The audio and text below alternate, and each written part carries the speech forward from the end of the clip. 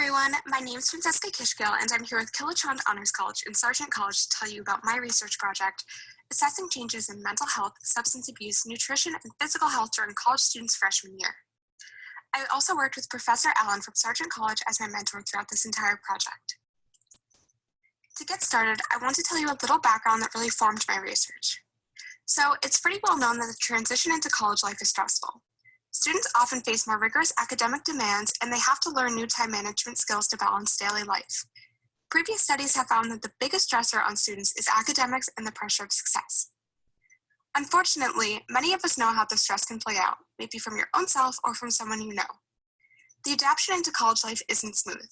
Mental health disorders tend to arise, and students turn to riskier behaviors.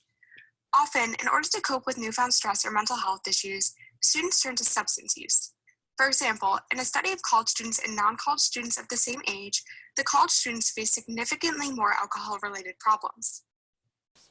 Additionally, students may find themselves choosing fast, easy meals instead of healthier ones because of the availability of food at dining halls. Not only can nutritional status change, but physical fitness may be harder to maintain when there are so many new things on a student's plate. Here I've included some statistics from my background research that I found to be very crucial to this study. First, freshmen are more stressed than upperclassmen. Second, less than 25% of students with mental illness sought help. And lastly, 6% of undergraduates considered suicide, though this study was done in 2009, and this percentage is steadily increasing.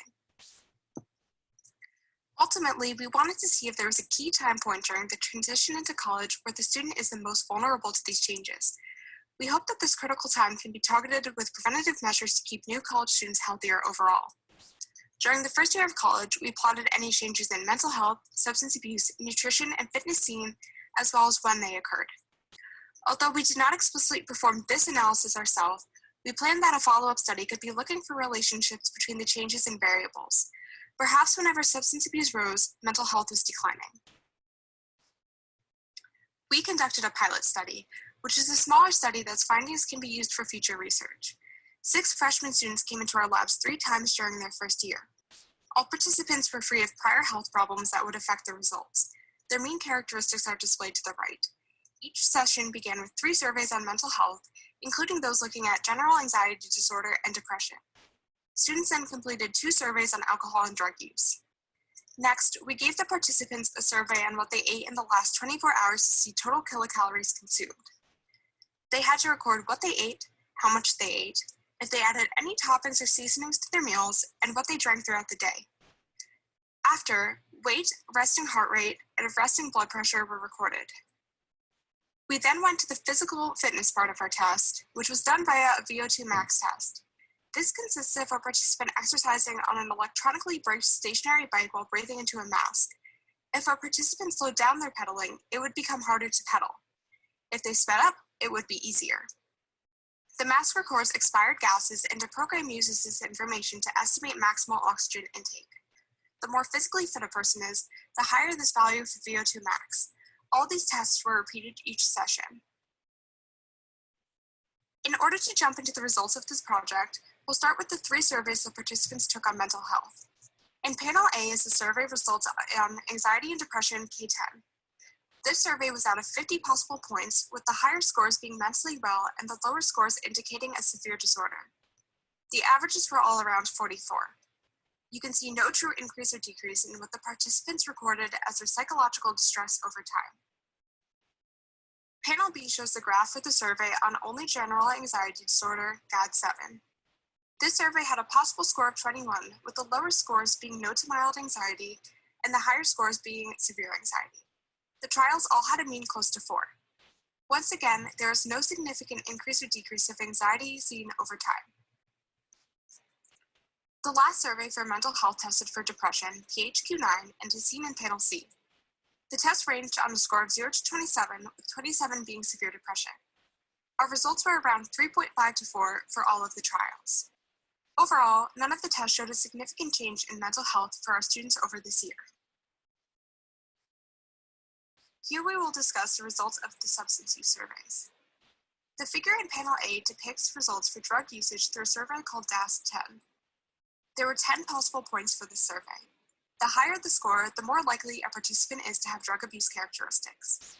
The averages for all trials were less than 1. While the findings weren't statistically significant, it should be noted that for Trial 3, there were no reports of drug use. This was even after participants recorded that they did use recreational drugs in the earlier trials. The graph in Panel B shows the results for the audit survey or the alcohol use survey. A score over 20 indicates alcohol dependency, and a score from 0 to 7 indicates low risk for alcohol misuse. The mean score was about 1.5 and didn't change much throughout the year. Once again, there were no significant increases or decreases of alcohol use over time. The figure on this slide represents the nutritional status of the freshmen over the year. While the given survey records several aspects of their diet from the past 24 hours, we looked solely at total kilocalorie consumption. The first and third trial had a mean slightly under 2,000 kilocalories, while the second trial had an average slightly above 2,000 kilocalories. The results show that there are no significant changes over time in kilocalories consumed. To begin wrapping up the results, I'll move into physical health. The figure in Panel A shows weight changes of our students throughout the year. The participants' mean weight remained around 55 kilograms. The dip seen in the last trial is due to a subject dropping out, but ultimately no significant changes over the year are seen. Panel B depicts a figure with mean arterial blood pressure. The mean blood pressure remained around 85 millimeters of mercury. This blood pressure did not fluctuate enough from trial to trial to be considered a variable with significant change. Figure C below shows our results for VO2 max. These were collected during the exercise portion of our study. The averages for the VO2 max remained relatively steady over the 3 trials, only increasing or decreasing by 1 or 2 points, around 37 milliliters per kilogram per minute. The findings showed to be not statistically significant, and you can see this through the graph as there are only slight changes from trial to trial. So, no true changes in fitness over the year occurred. Lastly, resting heart rate changes are shown in the bottom right. The participant had a mean heart rate of slightly above 70 beats per minute for all trials. There were also no significant changes in this variable over time. Overall, the results of this research project were all found to be not significant, meaning the variables did not change over the course of the trials. Therefore, our hypothesis is not supported. This is actually a good thing. The students at Boston University seem to remain healthy, both physically and mentally, over their freshman year. Interestingly, a lot of the background research we looked at supported our original hypothesis. However, one previous study actually found the opposite of what most other research was saying. In the modern world, students are actually getting healthier. This is great news. Students are not as much at risk as they may have seemed. As with every research project, there are limitations. Our biggest limitation was with our sample size. Firstly, we had a small sample size. We were conducting a pilot study, which is a smaller participant pool, but even so, we only had 6 participants. And with our sample, out of these 6 students, we only had 1 male and 2 different ethnicities. These participants were only from Boston University, so it would be interesting to see how data compared in other colleges.